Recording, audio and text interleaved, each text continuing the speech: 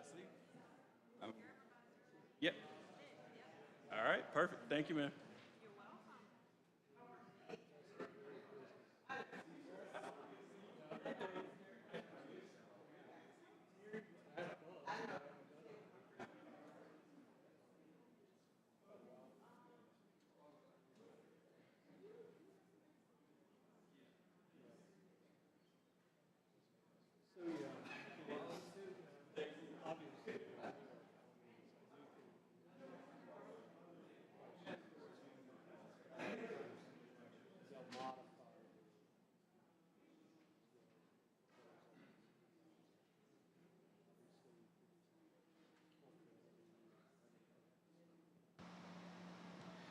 One minute to air. We are now live streaming.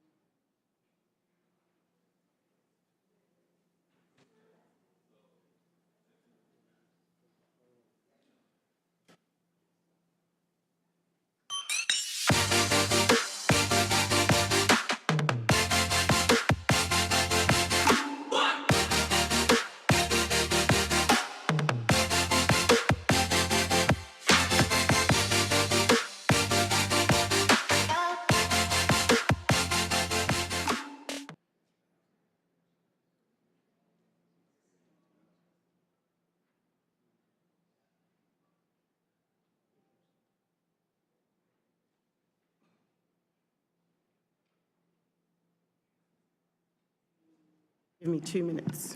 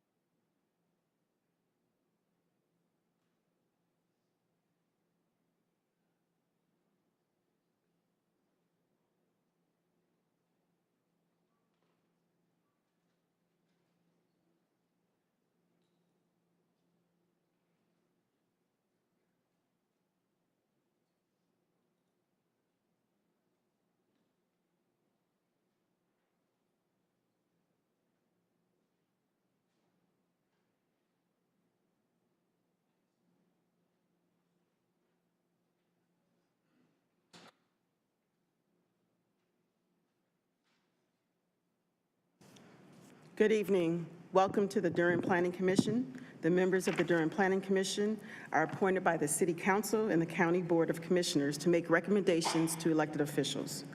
We emphasize that the elected officials have the final say on any issue brought before us tonight. While this meeting is being conducted in person, it is also accessible using the Zoom virtual meeting platform. In the virtual meeting platform, public participants do not have the ability to talk or be seen on the video by default. In order to maintain meeting decorum, a discernible record of the meeting, the chat function has been disabled. For those attending in person, if you plan to speak on an agenda item tonight, please go to the table to my left and sign up to speak. When speaking, please state your name and your address clearly when you come to the podium. Please speak directly into the microphone. If you are attending the meeting virtually, you will be given the ability to speak at the appropriate time. If you have pre-registered, your name will be called so you can make some comments, just like the in-person public hearing. You may also call in during the meeting tonight by dialing 1-301-715-8085 8592. If you call in during the meeting, you will need to wait until the particular public hearing you are interested in starts. After all the pre-registered speakers have shared their comments, I will ask if there is anyone else wishing to speak. At that point, you will need to digitally raise your hand by pressing *9 on your phone. And when recognized, state your name and your address before making your comments. Time may be limited for speakers depending upon the length of this agenda. All motions are stated in the affirmative, so if a motion fails or ties, the recommendation is for denial. So when we go back, time limited for speakers is 2 minutes tonight. Finally, I ask everyone here, the commission members, the staff, and the public to conduct themselves in a courteous and respectful manner. If someone fails to conduct themselves in that manner, the chair will ask the offending person or persons to leave the meeting until such time they regain personal control. If decorum fails to be restored, the chair will recess the meeting until a genuine commitment to act respectful and courteous is observed. Thank you. May we have the roll call, please? Chair Cameron, Here. Vice Chair Shigaris, Here. Commissioner Baker, Here. Commissioner Cutright, Commissioner Graves, Commissioner Durham, Here. Commissioner McIver, Here. Commissioner Morgan, Here. Commissioner Cease, Here. Commissioner Trapp, Here. Commissioner Valentine, Here. Commissioner Williams, Here. Commissioner Young. Here. Do we have any excused absences? Or no? I believe we have one from Gary Cutright. Okay. Can we have a motion to excuse Commissioner Cutright? So moved. Second. It's been moved by Commissioner Morgan and seconded by Commissioner Trapp to excuse Commissioner Cutright. Need a roll call vote? You can do unanimous consent. Just hands? Yeah. All in favor, please say aye. Or Aye. Yes, raise hand. Okay. Any nays? All right, motion carries. We have a quorum? We have quorum. All right. Next, we have the approval of the minutes and consistency statements from June 13th, 2003. So moved. It's been moved by Commissioner Morgan. Is there a second? Second. Commissioner Valentine seconded to approve the minutes and consistency statements from June 13th, 2003. Raise hand again, or do you need a roll call? All in favor, please say aye. Aye. Aye. Any opposed? Motion carries. Next, we have one change to the agenda. We're going to move case Z22-00065 Hillsborough Road, Coca-Cola bottling site is going to move up on the agenda to be the first case to under A. I think that's the only change. Any other changes to the agenda? Can I have a motion to approve the amended agenda? Motion to approve. We don't actually need a motion on this. It's actually already posted online as a Okay, change. all right, don't have to do that, awesome. All right, I am going to turn the mic over to Alexander to go over the election of the interim vice chair. Yeah, thank you, Vice Chair Cameron. So as everyone knows, Chair Amendolia's last meeting was last month. The rules and procedures of the Planning Commission state that the vice chair automatically steps into the chair role without a vote in that instance until the elections, which occur in September of every year. So Kimberly Cameron will be our Planning Commission chair from here until September when we would do elections. In the rules and procedures also say that we do need to elect a vice chair, just an interim one until September when we will do elections again. So with that, we need a motion tonight to nominate and vote on a vice chair for the Durham Planning Commission. like to make a nomination for Sarah Chiguris to be vice chair. Second. I take over now? Okay. Are there any other nominations? All right, hearing Move none? the nominations be closed. Yes, thank you. All right, may we have the roll call vote, please, to elect Commissioner Sarah Chigueras as Vice Chair of the Durham Planning Commission? Just a point of clarity, that was a motion by Commissioner Morgan and seconded by Commissioner Baker? Baker. Okay. Chair Cameron, Yes. potentially Vice Chair Chigueras, Yes. Commissioner Baker, Yes. Commissioner Durham, Yes. Commissioner McIver, Yes. Commissioner Morgan, Yes. Commissioner Cease, Yes. Commissioner Trapp, Yes. Commissioner Valentine, Yes. Commissioner Williams, Yes. Commissioner Young. Yes. The motion passes 11-0. Congratulations. All right, Congratulations, Vice Chair Chigueras.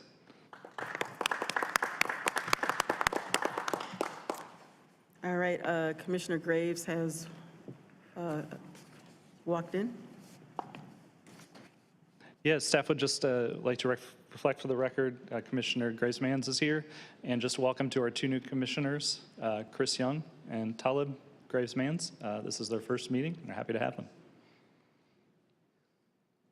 Thank you. Any introductions? You want to introduce yourself very quickly? Talib, you want to go first? Sorry I'm late. Put your microphone on. Sorry I'm late. I'm Tyler Graves-Mans, honored to be a part of the commission. Been a resident of Durham since 2014. Run a nonprofit here as well as another organization, and happy to serve. Thank you. Thank you, Chair. Good evening. My name is Chris Young, and I represent the Mangum Township on the commission. I'm a lifelong resident of Durham, currently reside in Rougemont with my wife and 3 children. I also serve on the Farmland Protection Advisory Board, preserving and protecting our agricultural properties. I look forward to representing my district and working together with you to recommend the growth of Durham to our elected officials. Thank you. All right, moving on in the agenda, we are going to now hear case Z22, what do y'all say, 00062 Hillsborough Road, Coca-Cola bottling site. And we have the staff. I think the staff is not going to make a staff report tonight. If you'd like to open the public hearing. Okay. Open up the public hearing. Madam Chair, I'd like to make a motion that we continue case Z22-00065 Hillsborough Road, Coca-Cola bottling site, 60 days to our September meeting. Second. All right, it's been moved by Commissioner Trapp and seconded by Commissioner Valentine, I believe. Any discussion?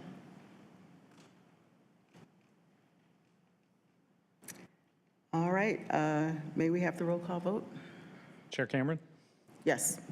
Chair Chigueras, Yes. Commissioner Baker, Yes. Commissioner Graves, Commissioner Durham, Yes. Commissioner McIver, Yes. Commissioner Morgan, Yes. Commissioner Cease, Yes. Commissioner Trapp, Yes. Commissioner Valentine, Yes. Commissioner Williams, Yes. Commissioner Young. Yes. Motion carries 12-0. All right, thank you. I think I have to close the public hearing now on this one. Close it? All right, it's closed. Moving on to case Z22-00039, Shannon at Old Chapel Hill. Now here this is a continuance from our June meeting. And so, oh my goodness, we will allow the staff to go. Why? Thank you, Chair. Why? Andy Lester with the Planning Department. This case, Z22-00039, Shannon at Old Chapel Hill, is a proposed zoning map change. This was originally heard at the June 13th Planning Commission and was requested a continuance by the applicant. Subsequently, the applicant proffered additional commitments that include an all-way stop at the intersection of Shannon and Old Chapel Hill Road, subject to NCDOT and City of Durham approval. 4 units, income restricted, with 3 townhouses, 3 townhouse units at 80% AMI, and 1 apartment at 60% AMI, both for a 30-year period. And stormwater directed to existing outfall under Shannon Road with no increase in peak flow rate at the downstream analysis point of Cheswick Place as a result of the project. Staff and the applicant are here to answer any of your questions.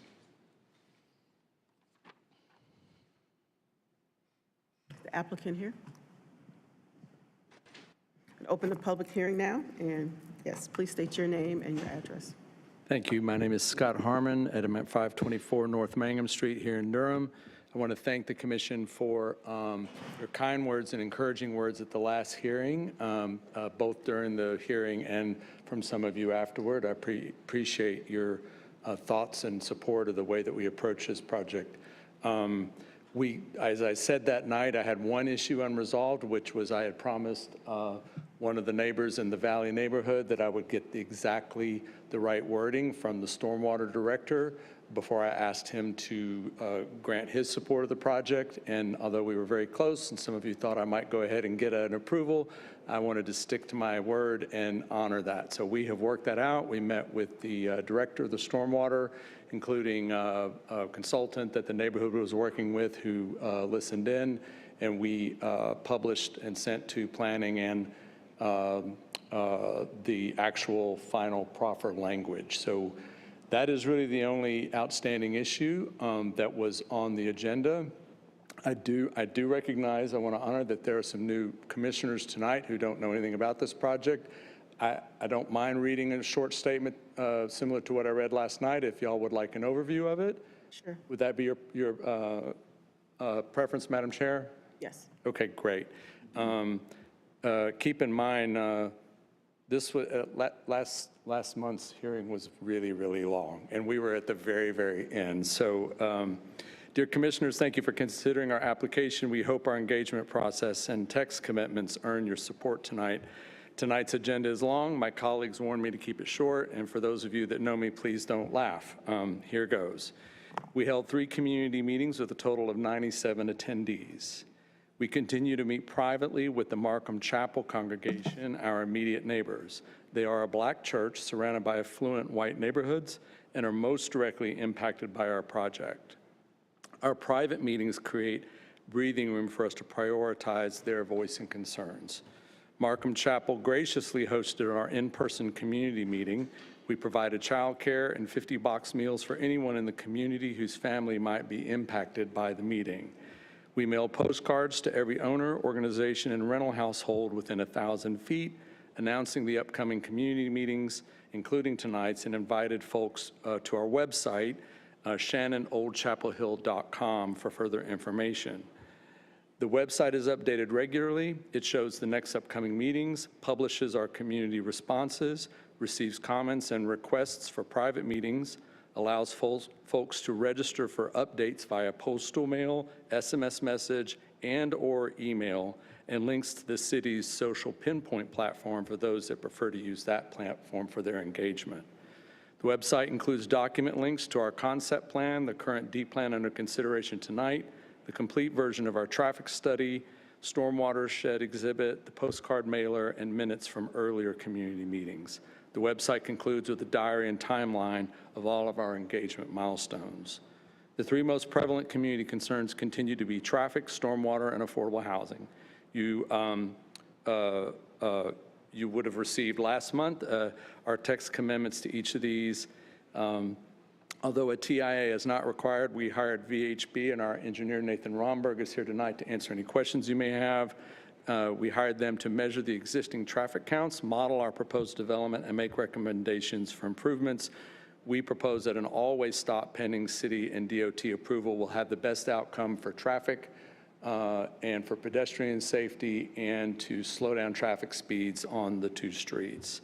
Some of our site currently watersheds into the Valley neighborhood, which experiences rainfall events that overwhelm their dated infrastructure.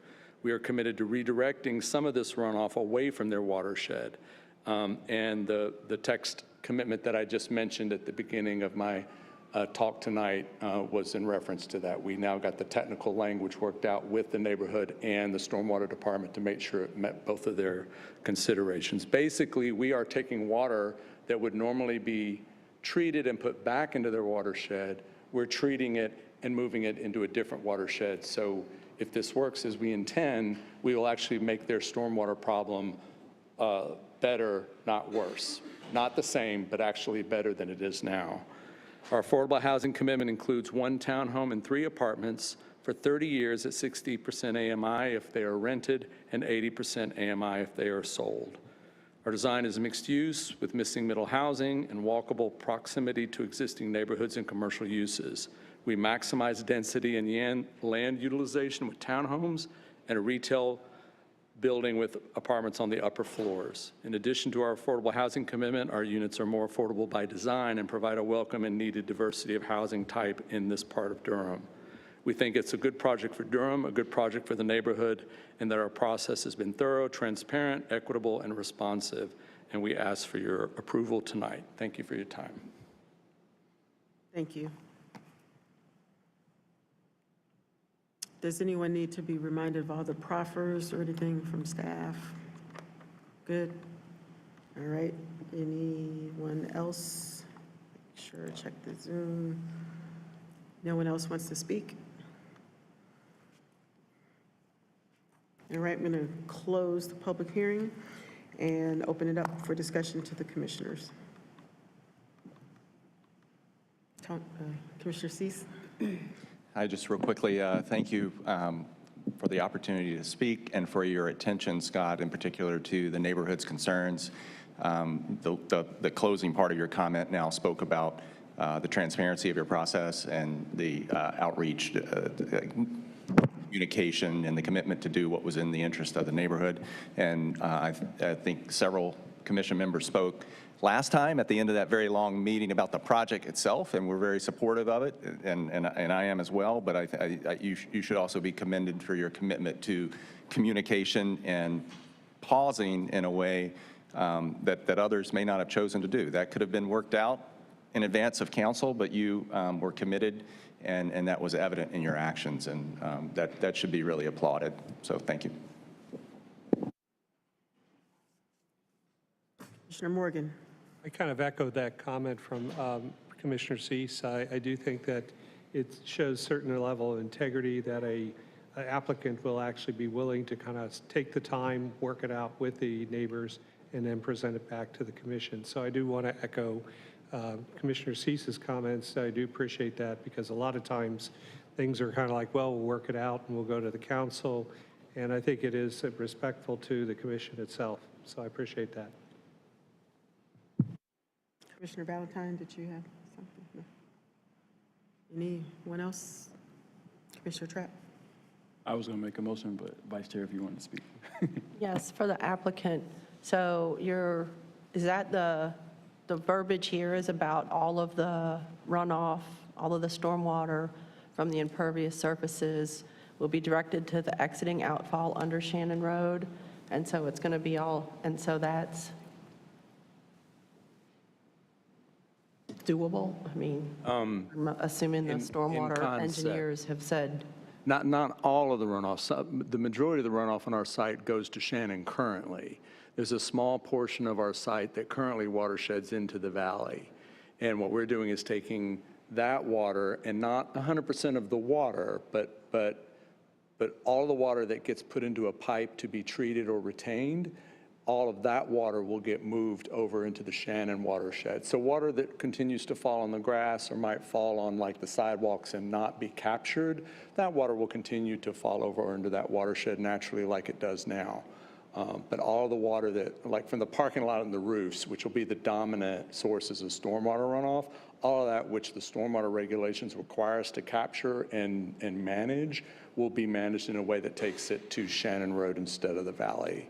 And I believe the language that we worked out very carefully with the director and the neighbors consultants, we went very carefully through that language and made sure that everyone agreed that's what the language said, and that more importantly, the stormwater director agreed that that was something that was enforceable and that they would understand how to handle when we got to site plan. And the stormwater director knows that it can handle the flow. Well, the engineering of the actual devices won't happen until we go through the site plan process in engineering. What the commitment says is it describes a standard by which our design will be measured, that it goes beyond the minimum requirements of the city. Okay, thank you. Are there any other questions from the commissioners? None? Okay. Commissioner Trapp? Madam Chair, I make a motion that we move case Z22-00039, Shannon at Old Chapel Hill Road, forward to City Council with a favorable recommendation. Second. And moved by Commissioner Trapp and seconded by Commissioner Baker. May we have the roll call vote, please? Chair Cameron, Yes. Vice Chair Chagaris, Yes. Commissioner Baker, Yes. Commissioner Graves, Yes. Commissioner Durham, Yes. Commissioner McIver, Yes. Commissioner Morgan, Yes. Commissioner Cease, Yes. Commissioner Valentine, Yes. Commissioner Trapp, Yes. Commissioner Williams, Yes. Commissioner Young. Yes. Motion carries 12-0. Thank you. Vice Chair Cameron, can we ask for a quick 5-minute recess? Sure. We're recessed for 5 minutes. Coming back at 6:01. I think they're pissed off.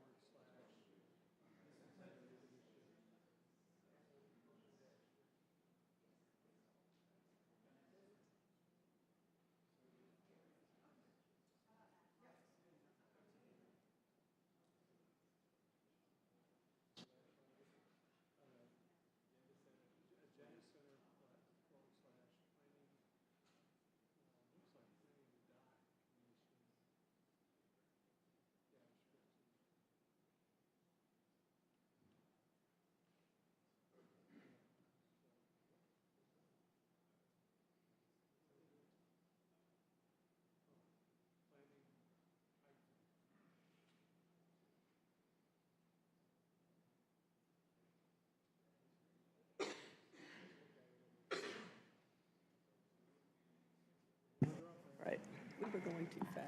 Yeah. Calling the meeting back to order.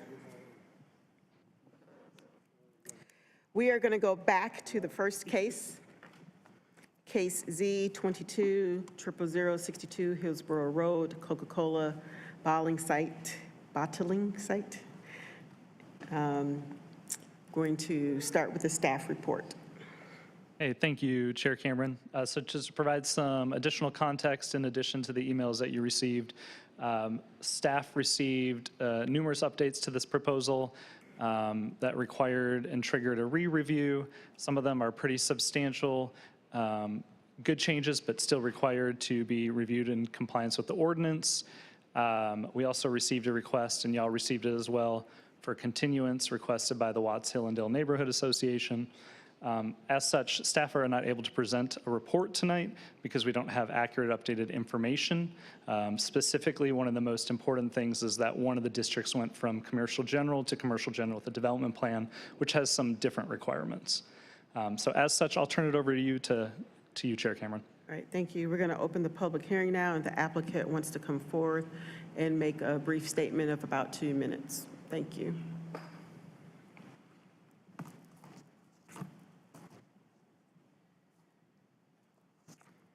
Thank you, Chair Cameron, Vice Chair Shigaris, and members of the Planning Commission. My name is Neil Ghosh. I'm an attorney at the Morningstar Law Group, 700 West Main Street. Appreciate you taking this back up.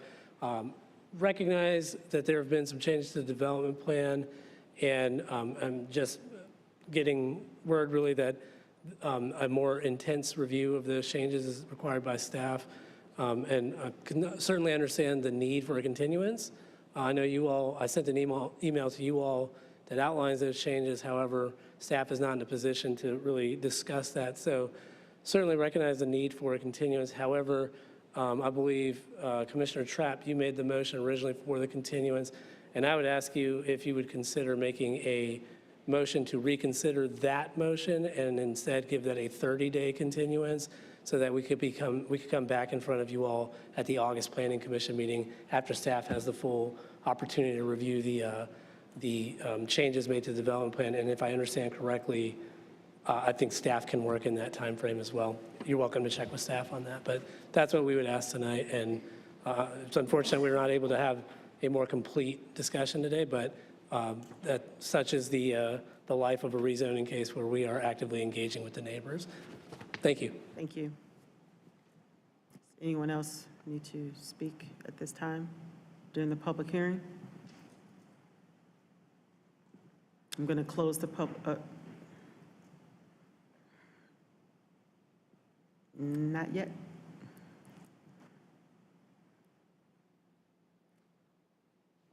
Chair Cameron and members of the commission, my name is Tom Miller, and I'm one of several people who are here tonight to represent the Watts-Hillendale neighborhood. Reside at. Pardon me? Reside at. Address. Oh, I'm sorry, 1110 Virginia Avenue. I did sign in. Of course, our group, after you voted before, all went home, so my ability to speak with any kind of authority is limited indeed. It's my understanding that you now have before you a request to change your previous decision for 60 days to 30 days. All I can say is that we're concerned about the project. We want it to be a good project. We will work with the developers. We hope that if you decide to put it 30 days, all I can say is I think it's irregular proceedings, but all the same, we'll do our best to bring you the very best project we can whenever you decide to hear it. Thank you. Is there anyone else that would like to speak?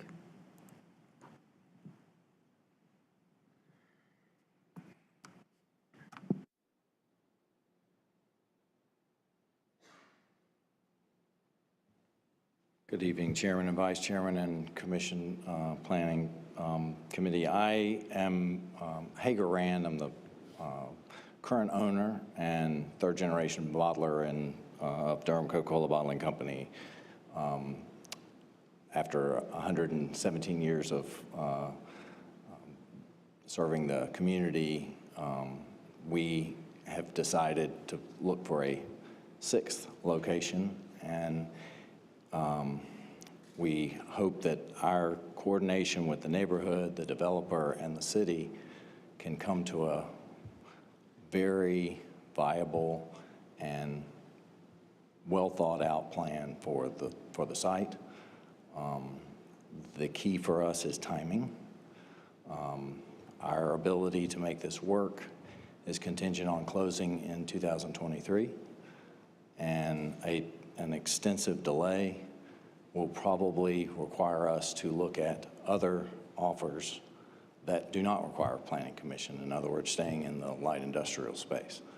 So we feel like this is the right move. Timing being of the essence, we would request the 30-day instead of the 60-day delay. Thank you. Thank you. Is there anyone else that would like to speak? I don't see anyone on Zoom. Closing the public hearing. Commissioner Trapp, would you like to reconsider your original motion? Yes, ma'am. Thank you, Madam Chair. First, I want to check with staff and make sure that within the 30 days, you all are fine to come back with the presentation. Yes, thank you for checking with us. Okay, perfect. Absolutely. Yes, ma'am. I'd like to reconsider my motion for a continuance and make that a 30-day continuance of case Z220065 Hillsborough Road Coca-Cola bottling site to 30 days to our August meeting. Your second? Point of order, Madam Yes, Chair. Yes. I think that in light of the community that was here to speak on this matter not being here, for us to amend our motion, probably, I would agree with the gentleman who spoke, it would make this irregular. I'm sorry, I didn't follow. Making an amendment to this motion, I think is irregular in light of the fact that the community members who were here to speak on the matter are now gone. So they requested 30 days as well. So, but the motion that was made while the community was present was 60 days. And so now the community is not here to address that matter. I think it would be irregular. Okay, is there a second on the motion? Otherwise, it's going to stay at 60 days. All right, the motion dies. It's 60 days.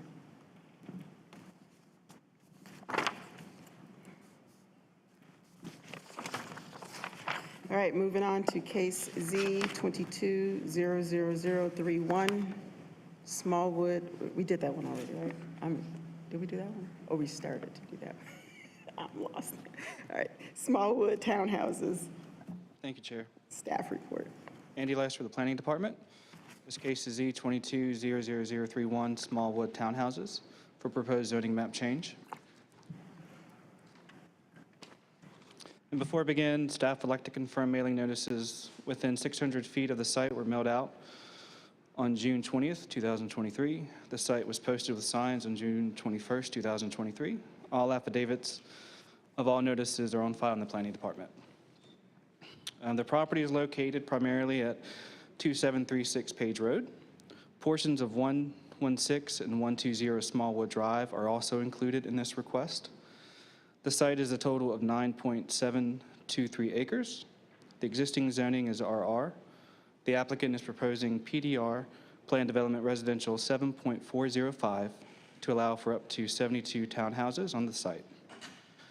The draft place type map designates the site as an apartment and townhouse neighborhood and community institution. The portions of the two parcels that make up the site are designated community institution or owned by a place of worship. Should the zoning map change be approved, staff recommends designating the entirety of the site apartment and townhouse neighborhood. The inclusion of this land does not appear to negatively affect the operation of existing community institution. The existing zoning is RR. The surrounding zoning is mostly residential, with industrial park zoning to the north. To the southeast of the site is the land in Wake County or Raleigh jurisdiction. The aerial map shows the general location of the project, which is located on the west side of Page Road, north of Smallwood Drive. There are several other relatively new residential developments in the area. as well as an existing light industrial site to the north. The development plan shows 2 points of access, one on Page Road and one from an extension of Gimfor Street. A third future access point would be from a stub out to the south. There are no significant environmental features on the site.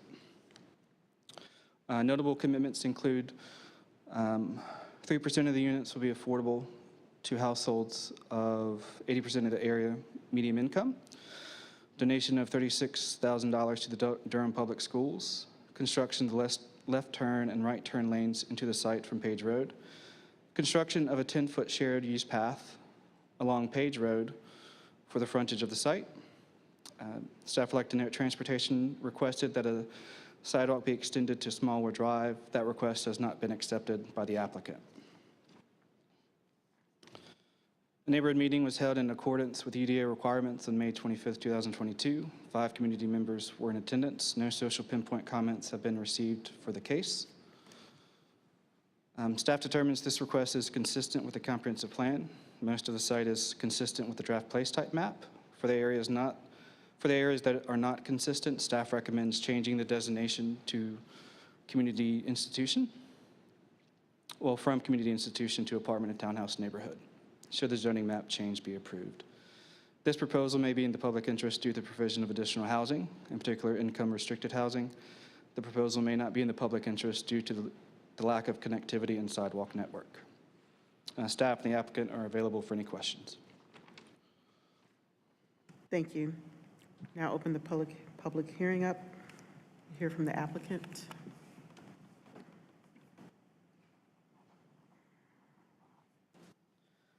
Good evening, Chair Cameron, Vice Chair Shigaris, and members of the Planning Commission. I'm Neil Ghosh, an attorney at the Morningstar Law Group at 700 West Main Street here in Durham, and I'm representing the applicant on this rezoning, which is Holly Springs Associates. Don't ask me about the name. I told them Durham is better. I believe we also have Mr. Danny Howell, who is the civil engineer. I think he might be on Zoom. So I want to thank Mr. Lester for the presentation of the project, and I'll try not to be repetitive. You all have just heard the basics of the project, but I think the story of the project also is valuable here. There's one whole parcel and parts of 2 other parcels that are part of this rezoning. The full parcel is owned by the applicant, but the partial parcels are all owned by the All Saints United Methodist Church. That church was built in probably the last 10 years. I don't know exactly, but something like that. And what's interesting is that this area of the city is not within a watershed protection overlay. So when the church was built, my understanding is it was under 24% impervious, so no stormwater control measures actually were required for that construction. So that's, another way to say that is there are no stormwater control measures for the church. With this rezoning, and you can actually see it on the third page of the development plan, we'll be creating a shared stormwater facility which will treat the church's impervious and this project. And that's pretty unique, but it's a readily identifiable public benefit of this project. As you can see, the church will remain in ownership of several more acres of land, and the shared SEM could allow the church more easily to expand its facility on the land it already owns. To be clear, we're not aware of any plans of the church for any future expansion, but the point is that this project is making the church's leftover land more usable for the church by virtue of providing infrastructure for the existing church. Now, this is a townhome project at 7.405 dwelling units per acre, which is quite dense. You can see on the D plan the proposed street layout, which I think helps you visualize how efficient the layout is. The project will provide a maximum of 72 townhomes.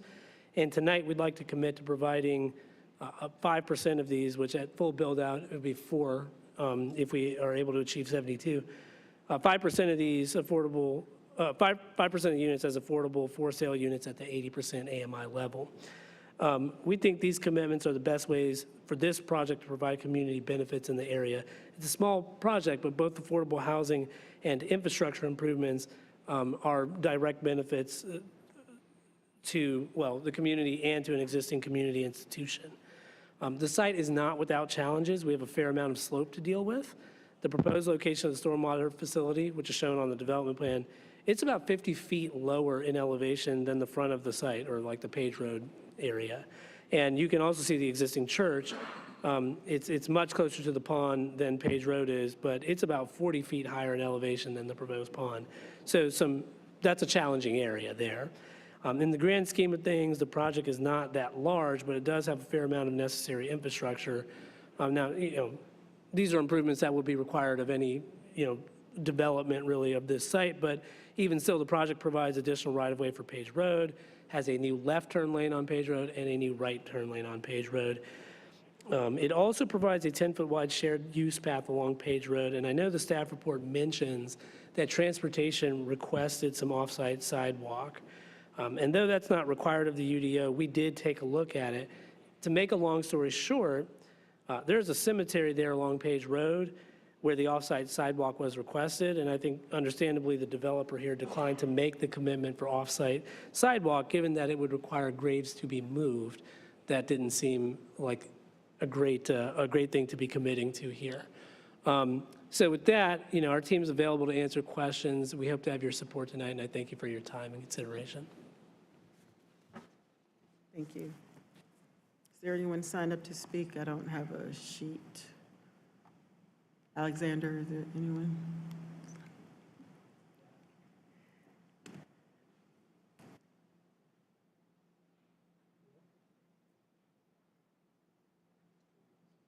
Nobody. All right, we have Will. I don't know what the... Will, S-W-A-R-I-N, not here? Oh, Will Swearingen? Yeah. He was actually on the other project. Oh, okay. So we have two on the Zoom. The first person, we have Donna Steinbeck. Hello, can you hear me? Yes. Okay, I'm concerned about this project because there's still so much development on Page Road going on right now. And it's the traffic on the road is very bad. It's like a 4-cycle delay to cross Alexander Drive there at Page Road.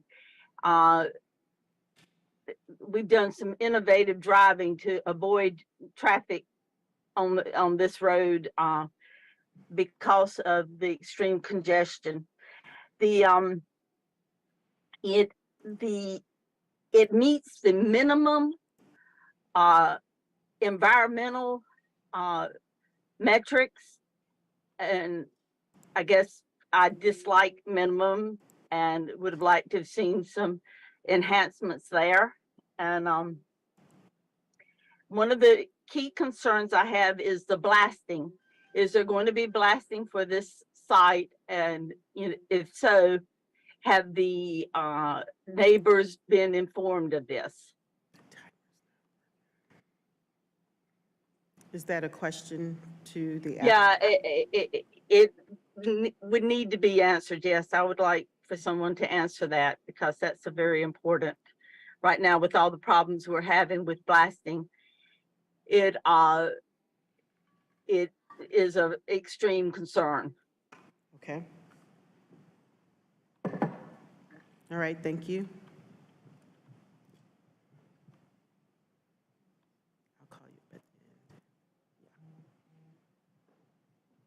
the end. Chair Cameron, were there any other folks, and would this be an There are opportunity? two other, I'll call you up at the end to answer all the questions. Okay, that's fine. Yeah. Sorry about that. No problem. Next, we have Mimi Kessler.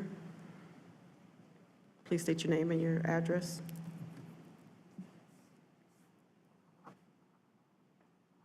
This is Mimi Kessler. Can you hear me? Yes. My address is on record. I live in the city of Durham. I found the aerial photograph in this proposal to be a very good visual accounting for the deforestation that is going on in Durham County related to developments. And I really think that we need to do better than just taking all the trees down all the way to the lot line and you know, no buffers between neighborhoods. I mean, I just think it's morally a terrible thing what we're doing. That's all I have to say. Thank you. Thank you. Next, we have Al Coltes.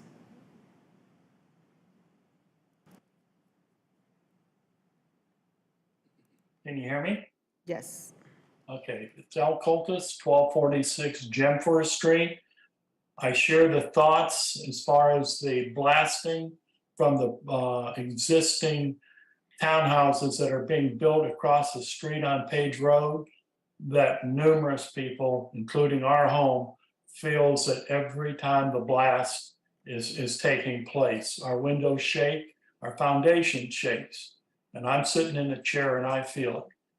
And also loss of all the trees. When we moved into this area, we paid a bonus for the lot that we purchased with the intention of being able to have the trees and the privacy.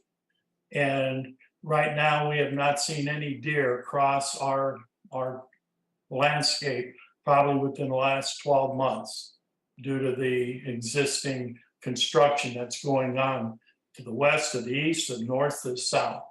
And I just wanted to voice my concern that I'm really not happy with the proposal that's in existence right now. Thank you. Next, we have Pam Williams.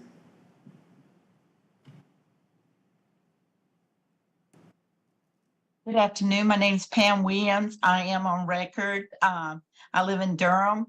I go by this quite a few times each week on Page Road. I would like to request that the developer provide additional tree preservation. I would also like to request that they follow the rules as stated in the upcoming amendment, text amendment, TC 220004, where they provide 30 feet of buffer and 10 feet of native trees along the property line. I would also like to request additional tree preservation and distance so the townhouses are not on the property line, at least 25 feet from the property line, and additional tree landscape in there. Again, we're creating hot spots with all these houses and very few trees, and we need to provide some separation and mature trees. Thank you. That's all. Thank you. Is there anyone else present or online? I don't see anyone. Mr. Ghosh, you want to answer a couple of the questions about the blasting, the tree preservation areas, following the rules of the upcoming text amendment, and the lot line, the property lot lines? Sure, and thank you. So about blasting, we don't know at this moment whether blasting will or won't be required. It is a possibility. And I believe the request was for the developer to follow the rules related to blasting. I mean, that's what's required. I guess we can commit to that, but it is what is required. And I also heard. The question was, I believe, if you will inform the neighbors if you have to blast. Is that the rules? Oh, so that's part of the requirement for blasting. Okay. If you're really testing my knowledge here a little bit, but if you have to blast, there's like a radius within which property owners are supposed to be contacted about that blasting to let them know it's coming up. So, I mean, that's how the rules are for blasting right now, as I understand them. Whether they're being followed regularly, I couldn't tell you, but those are the rules.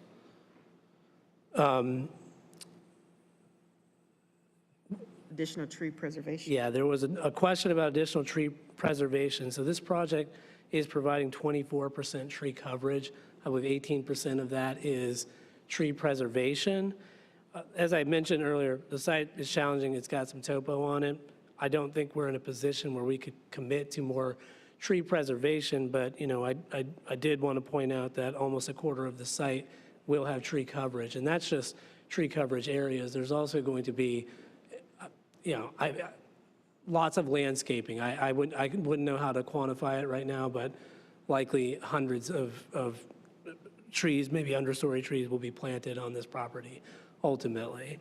And there was also a request, I believe, for buffers between neighborhoods. And I would just say that, I would respectfully disagree that residential neighborhoods should be buffered from other residential neighborhoods. There's a lot of acreage tied up in buffers that is just keeping people separate from one another. And I'm not sure that I really understand the value of that. We're a townhome community next to an existing townhome community that's providing infrastructure for an existing church. It's a good project. It also provides affordable housing, and I think that I just disagree with the buffer request generally. I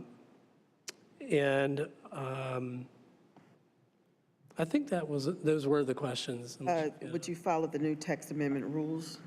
Oh, with respect to tree preservation?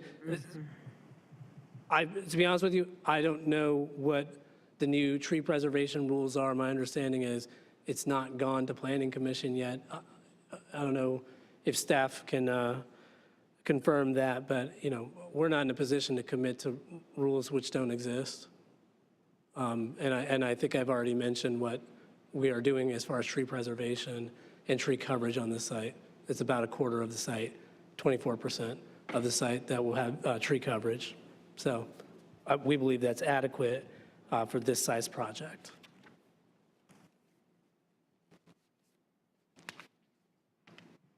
Thank you.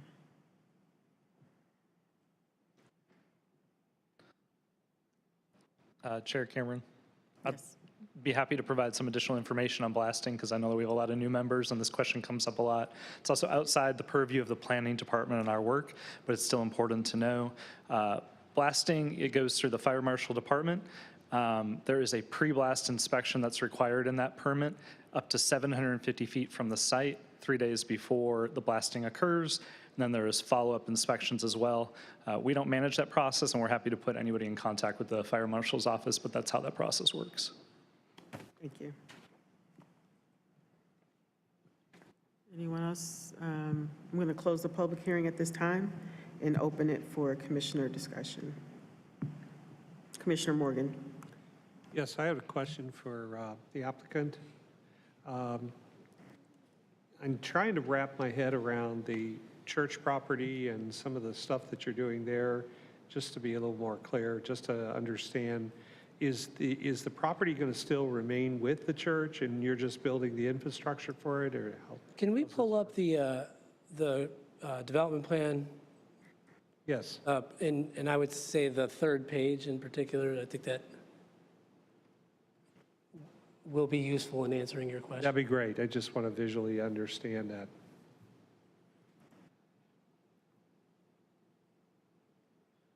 Is that, I'm getting, oh, okay, all right.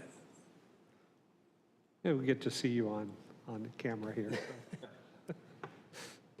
I didn't wear a fancy suit like Ray there. Quality stuff. I'll pay you later. There we go.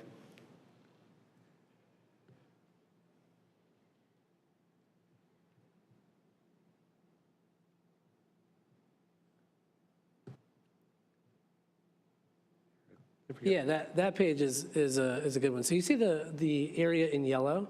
Yes. That represents property which today is owned by the church, which is under contract for this property. And so the areas in yellow are portions of existing parcels. But, so they will be subdivided off and made a part of. So that will be, that's property that's being acquired from the church? It's being acquired from the church, correct. Okay. And so then you're building the infrastructure which the church will share that runoff or the. So you see that public street A? Yes. And there's a cul-de-sac, and off the back of the cul-de-sac, there's a shared SEM. Okay. So that will be built as part of this project to handle and treat the church and this project. Okay. So those parcels will be acquired from the church, but they will benefit from some of the infrastructure you're putting in place. Correct, yeah, correct. Okay. Thank you. I have no other questions. Thank you. Commissioner Graves, ma'am. Hi, and forgive me, this is my first meeting. I might not know all the protocols. As I looking at this document, these are for sale units, $380,000 to $400,000. Is that correct? They are for sale units. I'm not sure where that price comes from. I saw it on page 2, the 2 of 8. Proposed sale price. Oh, okay, sure. And did I hear you earlier say that there was a percentage of them that would be made for affordable housing? Yeah, that's right, 5%. Is that 5% of affordable housing for them to acquire and purchase, or are they going to be rental units? They would be for sale units at an affordable rate at the 80% AMI level. What's the number on that then? How does that work? You discounting the sale price? That's a great question. I can explain it abstractly what that number is right now. I don't know off the top of my head, and what it will be when these are built is a different story. So the AMI level is set each year by HUD at the federal level for the Durham MSA. And I believe this year it's like 116,000 or something like that is the 100% AMI level. So then there is a income limit at 80% AMI. And I looked at this recently. So what that income limit is, it changes based on the family size. The typical family size that is considered is a 4-person family, and that's about 80,900, I think, is the 80% AMI level today. So what affordable means is you take that 80,000 number, you divide it by 12, that's what they would earn in a month, and then you divide that by 3. So 1/3 of their monthly intake is what should be used for housing in order to be considered affordable. This usually also includes a 5% down payment for the home. So I couldn't tell you what that house is today, but that monthly divided by 3, that number is like $222,000. I'm sorry. I mean, I understand the math. $2,222 I get it. a month is kind of what that housing cost should be as of this year. I understand how it maths. The 5% down payment, is that something that the developer is going to be offering to those folks that qualify? Oh, I don't believe so. I mean, I believe affordable housing does require the person to put down the 5%. Okay. Thanks. Yep. Are there any other questions? Go ahead, Commissioner Cassis. Just a quick clarification. Where is that indicated? I'm accustomed to seeing those commitments as part of the text commitments or somewhere. Where is? So we added it tonight from the floor. It's not. Oh, you added it from the floor. Right. And is that the only add, the 5%, or did you also mention something for schools? I'm not. The school one's already in there, I believe. Am I wrong? I'm not seeing it.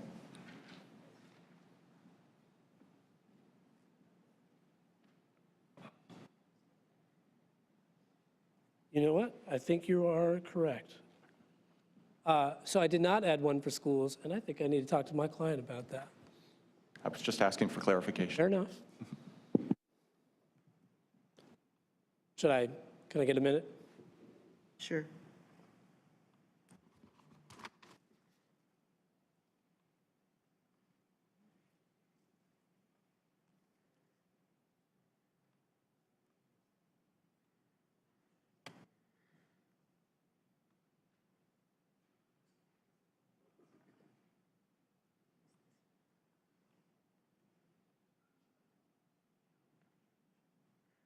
For a student.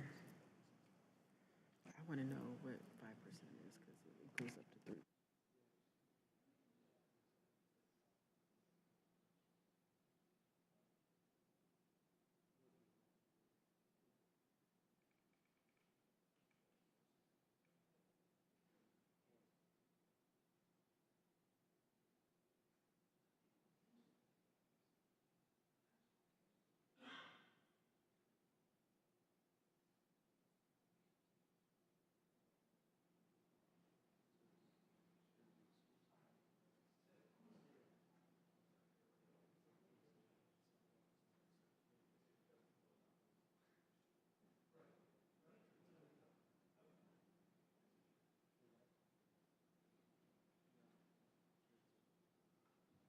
So I'm sorry, there was some confusion. That commitment is not on the development plan. I think it might have been in the staff presentation, but that is not correct. But we are going to make that commitment. And in the staff report, that is 28 additional students. So that would be $14,000 to DPS prior to issuance of the certificate of occupancy. Great, thank you. So those are the only two proffers? Correct. Other than the documents we have? Yep. Thank you for clarifying. Thank you. Oh, staff, we good? 14, yep. I'm sorry, the 5%, is that going to be 4 townhouses? So it'll be 5% of the final unit count. This project allows up to 72 units. Okay. At time of site plan, they might only hit 70, it'll be 5% of 70 then. Got it, because right now that's like 3.6. So Yeah, right. you're going to make 60% of a town. Oh, it'll round up, yeah, it'll round up if that's what your question is.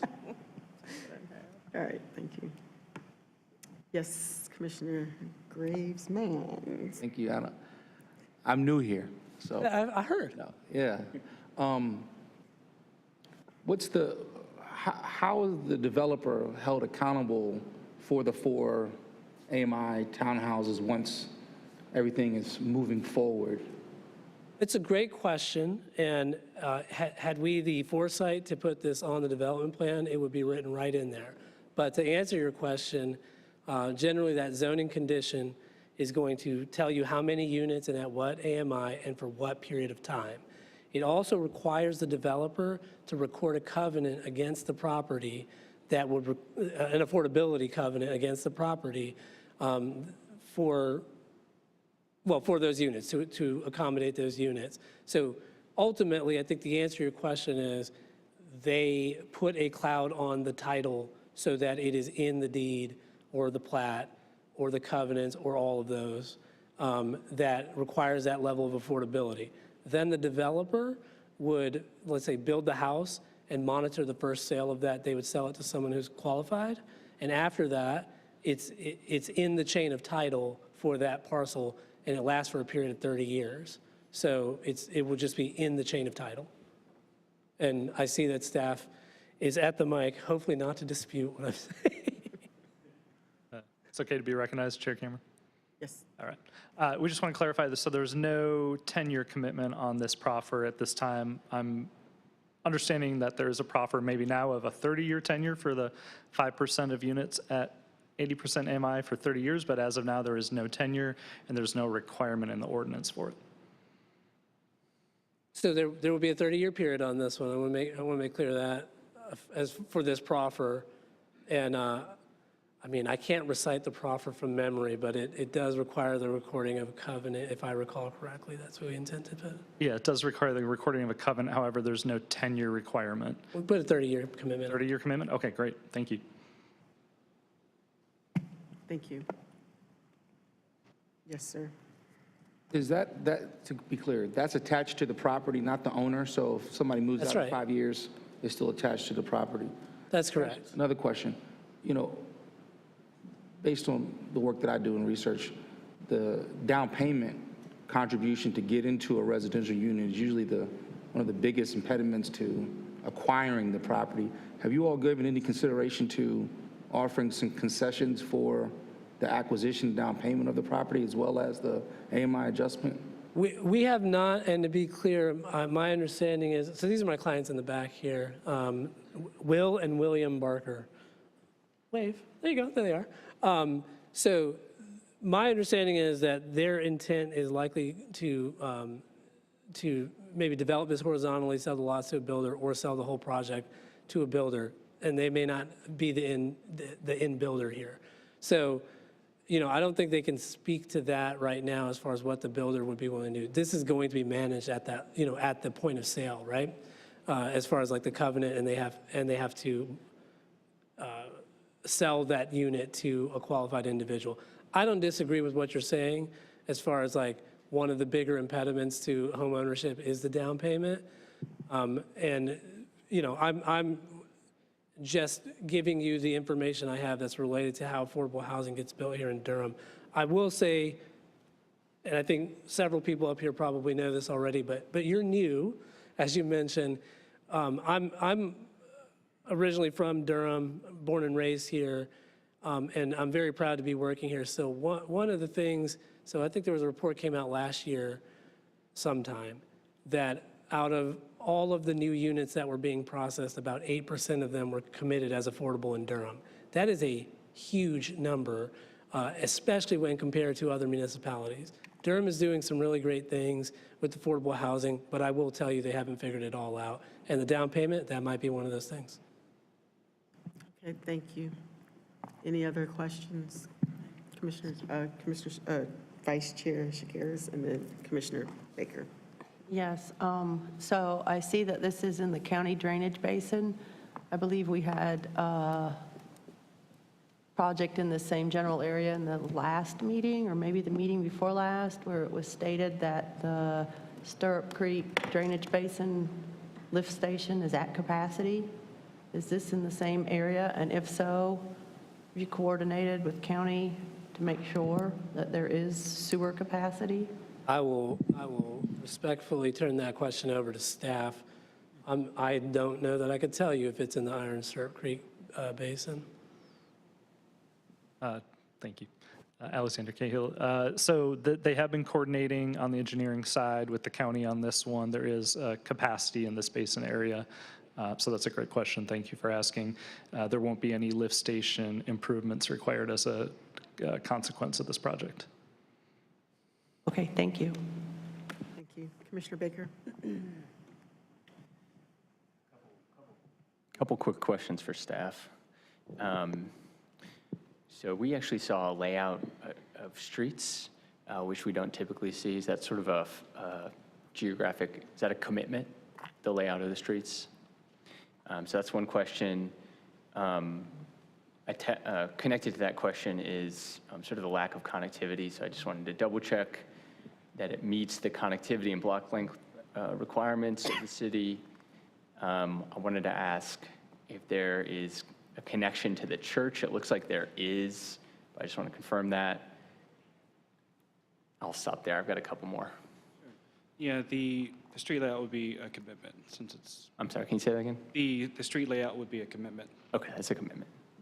And as far as I know, it does meet the block length or the stub out ratio. It meets the requirements? Yeah. Okay. I was just wondering because it doesn't look very connected, and it's got a couple cul-de-sacs. And it connects to the church? Well, I believe the ratio will be actually determined at site plan. Site plan, okay. We did not look at that ratio. We made sure that the stub outs sort of met the stub out requirement. Okay, so if they make the commitment to the streets and then it gets a site plan and it doesn't meet the connectivity requirements, then they would be required to add a connection?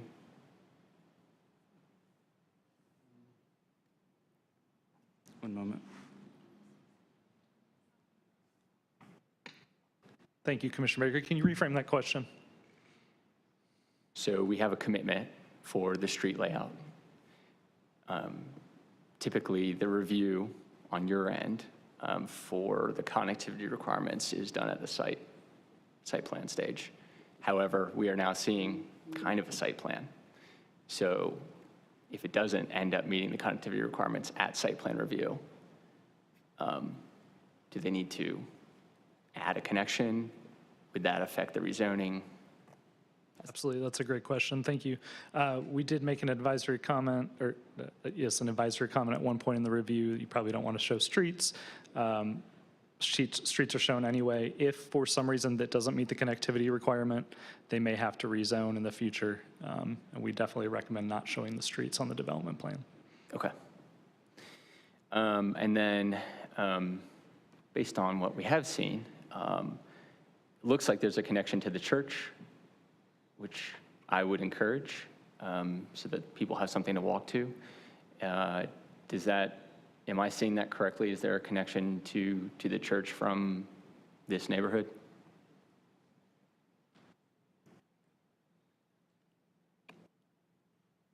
Can you repeat that, please?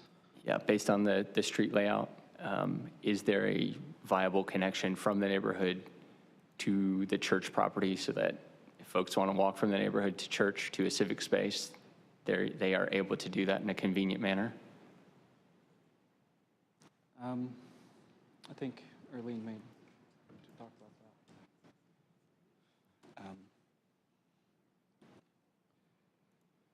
that. Honestly, I'm not sure, Commissioner Baker. Okay.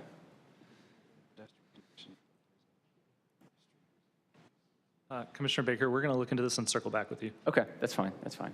And then, I'm sorry, I'm asking some tough questions here. We got two other little questions. Hopefully these are a little bit easier. So there is a dedication on the west side of Page Road for a 10-foot shared use path. I see that transportation also requested a sidewalk on the west side of Page Road. Is that, which is not being fulfilled? So I'm curious about, so there's already going to be a 10-foot shared use path. Was transportation also requesting an additional 5-foot sidewalk to that?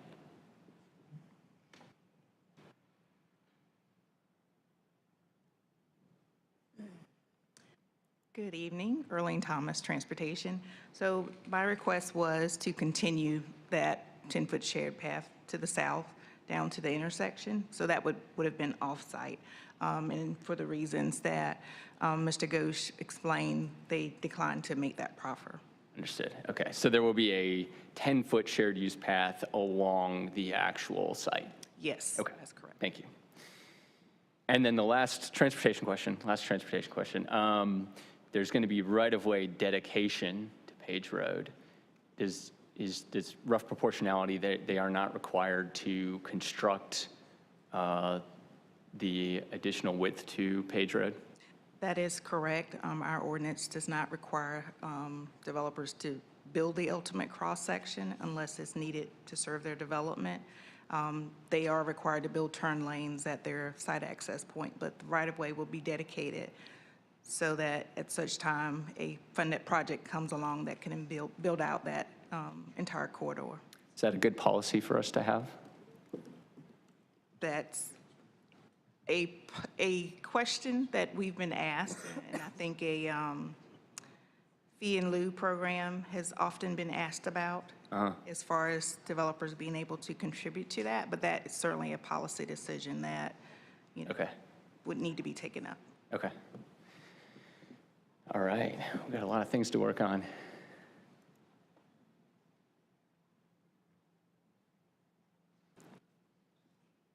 I'm going to leave it at that for now. I think we'll staff discuss and let anybody else. We're good? Yeah, thank you for the patience.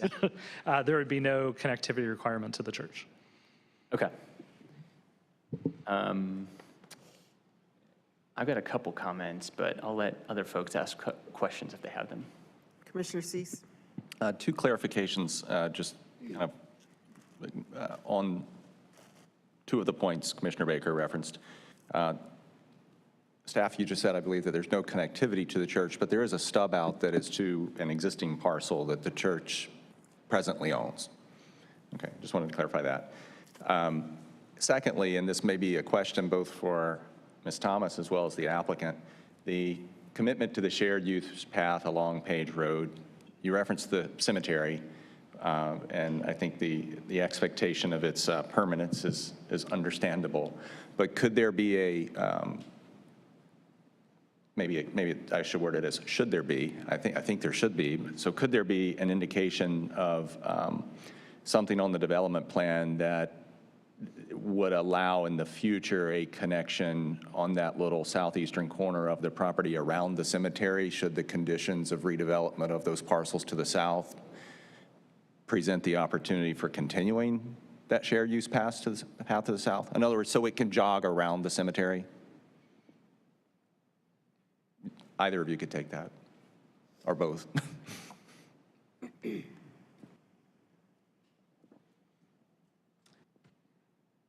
Earlene Thomas, Transportation again. I think what you're asking about is, could we have an easement on that parcel?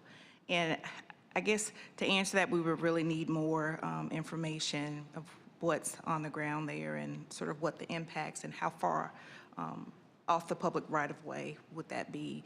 And safety and security, would it require lighting, that sort of thing? So I think some additional investigation would be needed to determine if that's a possibility and if the applicant is willing to proffer that commitment. So just a couple points here, all related to this, I promise. As I understand it, the cemetery is, well, how should I say this? There is a walking path from the church to the cemetery already. I think you can kind of see a little clearing in the tree line. So my understanding is folks at the church can walk to the cemetery. This site, this project would provide the sidewalk up to the cemetery. So in a sense, there's some connectivity, although it's not, I don't believe that's a paved walking path from the church to the cemetery. And I think your question, if I understood correctly, Commissioner Cease, was would the applicant be willing to provide an easement? That was my question. An easement such that Jog around the cemetery? Such that if the opportunity presented itself in the future by whatever entity, city, county, DOT, the church redeveloping that site, anything that would preclude a dead-end, 10-foot shared use path. That's no pun intended, but that's a condition I think that occurs frequently with these, intermittent development of parcels in suburbia. And I think just the conveyance or indication of an easement or a commitment maybe prior to council to try to work something out that would not allow this development in the future to preclude that from happening. Let me ask staff a question on this. So on the development plan, it's indicated that in that corner next to the cemetery is planned for open space. I just want to make sure if there was an easement over that open space, that doesn't preclude that area from being counted towards open space. Is that right?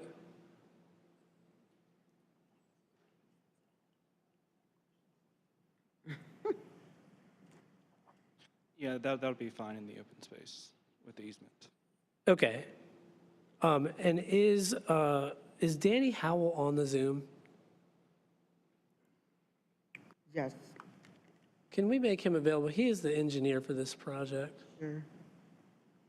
Mr. Howell, go ahead. Can everyone hear me? Yes. My name is Danny Howell with Real Engineering. I live in Raleigh, North Carolina. Yes, I'm the engineer on the project, and we coordinated with transportation staff, and they asked the proffer for the walk to across. And again, why we didn't do it, again, the existing cemetery is preventing that from, without moving anything, is preventing that from happening now. And like Neil said, he said there's a path from the church itself to the cemetery. But there's also, they're asking to the stub street to the south, that's also the church property. It has a public sidewalk that will also be stubbed to there on the stub street also. But with the easement through the other part, that's the church's parcel. We're purchasing all the property to the north of the cemetery. The cemetery is a separate parcel. We don't own that parcel, nor the two parcels to the south. All of that is on the church property. But it's three separate parcels. So Danny, this is Neil. Can you just ask can you just answer, are we able to, is there any reason we can't commit to an easement on our property that essentially jogs the 10-foot multi-use path around the cemetery parcel. If you pull up the third sheet again, if you look at that and just, again, they're saying that open space that's behind the townhome units just north of the cemetery. Correct. If we could provide an easement in that area that jogs around. Correct. Yeah, again, I don't see any reason, you know, it just, we'll have to coordinate that with, again, if our still our tree, you know, our tree, we have tree preservation and tree, or tree retention and tree replacement. Just making sure we still can meet those numbers on site, but yes. Understood. But yeah, that's the only thing, I'm just saying, so we have to consider that, but I don't see any reason why it couldn't jog around. We just don't own the property to the south. Right, we can't complete it around the cemetery. We're Correct. just providing, yeah, all right, understood. Correct, exactly. Yeah, I understand what you're asking. And yes, it could turn into the open space and then stub to the church property there and could, again, if the church does develop, then it would go around the cemetery and go through, yes. Thank you. Yeah, I'm just trying to ask a narrow question about an easement that would allow that to happen in the future. Sounds like The topo looks very moderate there relative to the rest of the site. Yeah, I would Correct. agree. Closer to Page Road versus away from Page Road, yes, exactly. Yeah, so I think we can do that.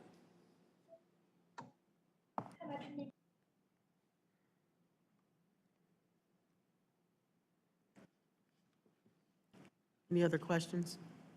Commissioner Baker? No. Yeah, I appreciate staff with your quick responses to some of these tough questions, and appreciate Commissioner Cease kind of taking the site and adding a little something to it. Obviously, it's a little bit soul-crushing to look at something that's full of cul-de-sacs and sort of car-centric and full of front garages. Certainly was thinking a little bit about some of the comments that were made by community members about deforestation, and you know, I think the philosophy that we've tended to work by up here is that when we do have to clear, when we do have to deforest, that what it's being replaced with is something that is valuable and contributing to Durham. I think that there's some good things here. The townhomes kind of make sense in this area, and a 5% affordable housing commitment is pretty typical, but you know, we don't always see that, so that contributes to the proposal. So I'm sort of on the fence, but there's some good things and some things that are not great. So those are my comments. Thank you. Any other commissioners have questions or comments?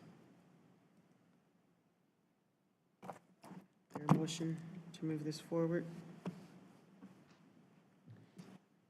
Madam Chair, I'd like to make a motion that we take case Z22-00031, Smallwood Townhomes, with the appropriate, to be forwarded to City Council with the appropriate proffers that have been added. Second. It's been moved by Commissioner Morgan and seconded by Commissioner Valentine. May we have the roll call vote? Chair Cameron, Yes. Vice Chair Chigars, No. Commissioner Baker, Yes. Commissioner Graves, Yes. Commissioner Durham, Yes. Commissioner McIver, Yes. Commissioner Morgan, Yes. Commissioner Cease, Yes. Commissioner Trapp, Yes. Commissioner Valentine, Yes. Commissioner Williams, Yes. Commissioner Young. Yes. Motion carries 11-1. Thank you. All righty. Let's see if we can knock this one out in 30 minutes. Next up, we have case Z22-00062, East Club Gateway. Here we have the staff report. Thank you, Chair. Andy Lester with the Planning Department. This case, Z22-00062, East Club Gateway, is the proposed zoning map change. Before I begin, staff would like to confirm mailing notices went out within 600 feet of the site on June 20th, 2023. The site was posted with a sign on June 21st, 2023. All affidavits are All affidavits of all notices are on file in the Planning Department. And the 7 properties are located at 2400, 2402, 2404, 2452, 2456, 2462, and 2468 East Club Boulevard, and totals 3.08 acres. The existing zoning is residential rural and commercial neighborhood. The applicant proposes to change to commercial general with a textual development plan to allow at least 3 uses permitted under the commercial general zoning district. The following uses would be prohibited: group living uses, hospitals, cemeteries, mausoleums, columbaria, memorial garden, electronic gaming operations, firing range, nightclub or bar, paintball, payday lenders, veterinary clinic, animal hospital, kennel, vehicle sales, leasing, and rentals, and vehicle service. The existing place type is transit opportunity area. The proposed zoning district is consistent with the place type map. The site lies within the major transportation corridor and watershed protection overlays. The existing zoning is residential rural and commercial neighborhood. The site is surrounded by residential rural, commercial neighborhood, PDR, commercial general, and industrial light. The aerial map shows the general location of the project, which is situated at the southeast quadrant of the I-85 interchange and East Club Boulevard. West is a combination of industrial and commercial uses with some single-family units. To the south is the Land and Farm single-family subdivision. To the east and north are a combination of commercial and single-family residential uses.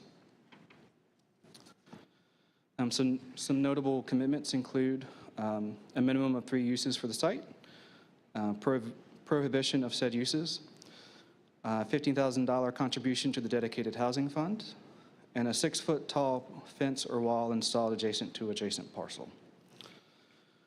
Neighborhood meeting was held in accordance with UDO requirements on November 4th, 2022. 3 community members were in attendance. There was no community input from Social Pinpoint.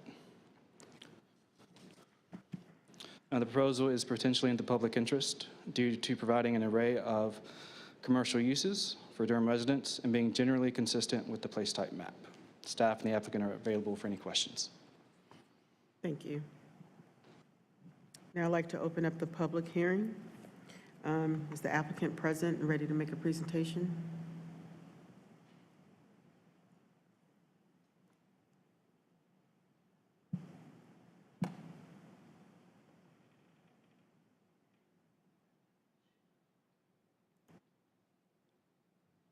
Are they out in the hallway? Or is there anyone signed up to speak? No?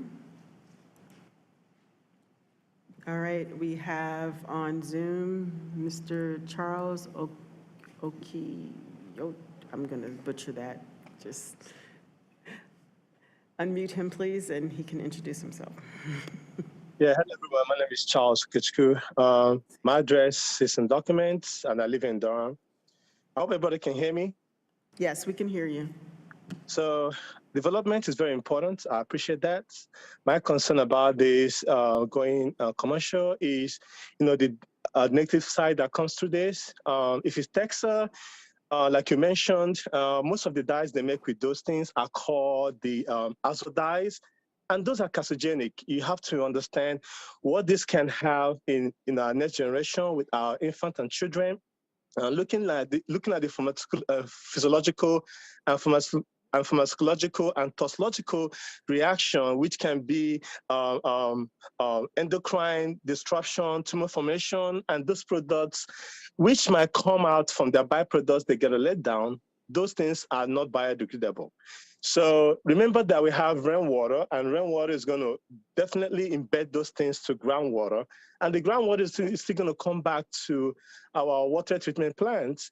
And, United States, we have to do, United States, we treat water either chlorination or chlorination or chlorination. By doing that, you're going to expand what we call emerging byproducts, which the United States Environmental Protection Agency have been working so hard to be able to avoid this problem. So bringing in such things is going to affect not just the noise pollution, but the air pollution, which is another factor that's going to cause most respiratory problems to people. And notwithstanding, all of us use water. If people are not drinking water from the water fountain, we cook, we take bath with water, and those things have different routes to come into our immune system. You should understand, most children, they say they have ADHD. It's not just directly, it's not hereditary. It's based on exposure to these toxic elements like allochlor, methanol chlors, so many factors that can affect, and this actually affect the hippocampus part of the brain, which retains memory and learning. So this is a huge factor that we need to understand what vendor we want to bring on board. And at the same time, like I said again previously, I love development, but at the same time, I am not against development, but I'm against any development that might affect this generation to the next generation, because most residents living here have families. And we have to consider what we're doing today so that we don't make our environment look like what happened in Michigan, United States, that have been costing millions of dollars to the present government to try to avert those problems and to be able to help human health, our environment, and to try to save humans. So this is a huge factor. And like I said again, I love development, but let's take a footstep back to understand what your vendors time we're is bringing up. on board. Your time is up, sir. Thank you. Next, we have Steve W. Please introduce yourself and state your name and address clearly, please. Hello, can you hear me? Yes. Hey there, my name's Stephen Webb. My parents live at 2416 East Club Boulevard, which is the property adjacent to the development here in question. My questions or my points are a little bit less abstract. So I have a common concern of increased traffic in the area, which is probably a common theme at these meetings, I'm sure. In this particular case, you know, I'm relatively neutral on the development. I guess the main point I want to bring up is just sort of the positioning of the property itself, which will provide for traffic coming in and exiting the property as well. It's sort of in an awkward spot as it stands. So it's on a short exit ramp off of I-85, which is a very busy one, coming into the area of a gas station that's in the area, in the immediate exit area. So I guess my question is, if a traffic impact analysis was required for this development, and if not, if one was proactively done, I think it would be prudent to do so, given the sort of awkward disposition of this property and how it will be entered and exited upon. And that's pretty much all I have. Thank you. Thank you.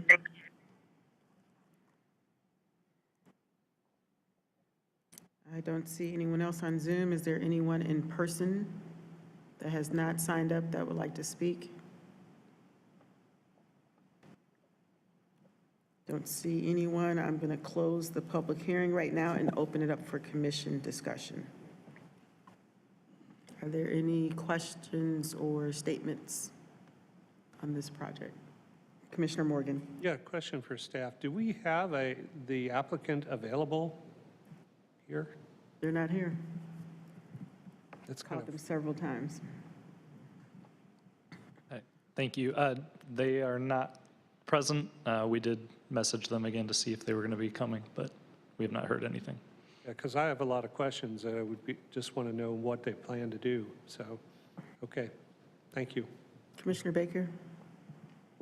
Yeah, I think question for the commission to consider is, do we want to delay this? And then if so, how long do we want to delay it? I mean, it's not only is the applicant not here, but the request is pretty substantial and there's actually very little information. And also, I don't even know that this is consistent with the place type map, because the place type map is calling for this to be a transit opportunity area, and commercial general does not seem to fit that bill unless there are substantial commitments attached to it. So between the inadequacy of the proposal and the fact that the developer and the applicant is not even here, you know, how long do we want to delay this?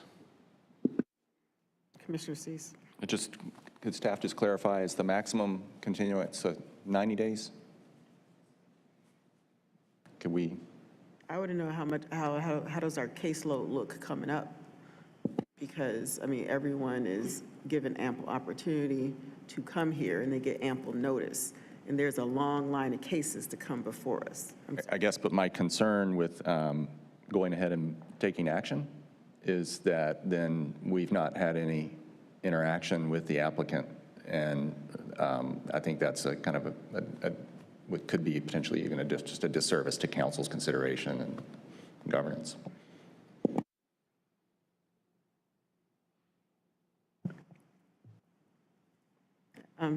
Alexander, yes. I'm just here to answer any clarifying questions you have. Did you want me to answer the question about caseload? Commissioner Williams has something to say. No, I was echoing what Chair Cameron said about the caseload. We are trying to limit it to kind of 4, no more than 4 or 5 here on out. Where kind of the backlog is through from COVID times. Also, we had some additional work with the comprehensive plan that y'all did. So we do have a little bit of lighter load, 4 to 5 cases each meeting. But we did just continue one case 60 days, so. Mm-hmm. I have a question for transportation. I see here on the text commitments, prior to the issuance of certificate of occupancy, southbound left turn lane that crosses over I-85 for East Club Boulevard shall be closed. Is that a thing? Is that approved by DOT? NCDOT is requiring it, yes. And it's going to be closed permanently? Yes, with the redevelopment of this site. Their driveway access off of that ramp. So all of the access would come from Club Boulevard. So they're trying to get access from the ramp? Access currently exists there today for that site, but NCDOT is going to require it to be closed. Okay, thank you. Madam Chair. Commissioner Trapp. Yeah, I think it would be tough for me to vote in favor of continuing this. As I look at this proposal is very vague, and I don't know that adding time is going to add anything to that conversation. All they did was say at least 3 uses allowable, except for these others. So I don't know. This is what they presented to us, and this is what we have to go off in the absence of them being here. So for me, it's going to be very difficult for me to vote to continue this. Commissioner Valentine. Madam Chair, is a motion appropriate at this time? Or do you want to say anything? No, I actually want to make a motion. Point of order? No point of order on me? No point of order. I'd like to make a motion. All right. I'd like to make a motion that we delay this case for 60 days to give the developer. Staff, do you have something? No, he's going to take the roll call vote when you get done. Oh, okay. Well, yes. Okay. If that's okay, Chair Cameron. Yes. Staff are comfortable with either a deferral back to staff or a 30-day or a 90-day. We just continued a case 60 days, so we do want to be mindful of that. I would say 30 days. Madam Chair, I'd like to make a motion, I guess amending slightly what I said before, that we delay this, the hearing of this case, continue this case for 30 days to give the developer an opportunity to come and provide the commission with adequate information regarding this project. Seconded. There's been a motion by Commissioner Valentine and seconded by Commissioner Morgan to grant case Z22-00039-62 a 30-day continuance. May we have the roll call vote, please? Chair Cameron? No. Vice Chair Shigaris?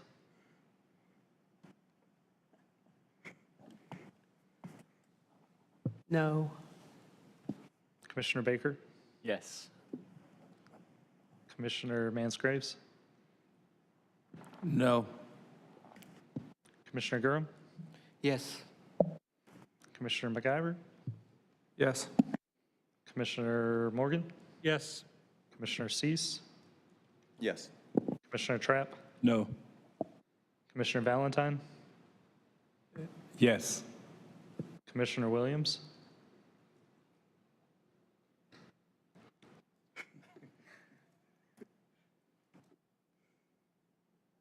Yes, you have to vote. No, you have to vote. No. Commissioner Young? Yes. All right, motion carries to continue for 30 days, 7 to 5. All righty. There are no other cases before us. Is there any old business? I don't think there's any new business. Motion to adjourn. So moved. Second. It's been moved and seconded to adjourn. All in favor, say aye. Aye. All right. We're out of here.